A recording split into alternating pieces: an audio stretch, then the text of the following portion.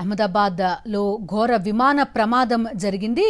Boeing 787 dream liner రకానికి చెందిన విమానం టేకాఫ్ కాకముందే కుప్పకూలిపోయింది.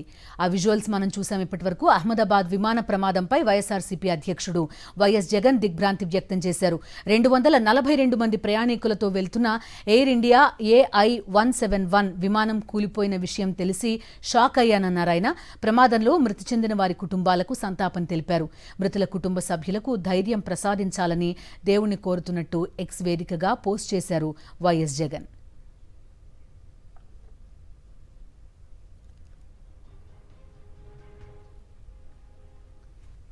అహ్మదాబాద్లో ఘోర విమాన ప్రమాదం జరిగింది. బోయింగ్ 787 డ్రీమ్ లైనర్ రకానికి చెందిన విమానం టేకాఫ్ కాకముందే కుప్పకూలిపోయింది. ఆ విజువల్స్ మనం చూసాం ఇప్పటి వరకు. అహ్మదాబాద్ విమాన ప్రమాదంపై వైఎస్ఆర్సీపీ అధ్యక్షుడు వైఎస్ జగన్ దిగ్భ్రాంతి వ్యక్తం చేశారు. 242 మంది ప్రయాణికులతో వెళ్తున్న ఎయిర్ ఇండియా AI-171 విమానం కూలిపోయిన విషయం తెలిసి షాక్ అయ్యానన్నారు ఆయన. ప్రమాదంలో మృతి చెందిన వారి కుటుంబాలకు సంతాపం తెలిపారు. మృతుల కుటుంబ సభ్యులకు ధైర్యం ప్రసాదించాలని దేవుణ్ణి కోరుతున్నట్టు ఎక్స్ వేదికగా పోస్ట్ చేశారు వైఎస్ జగన్.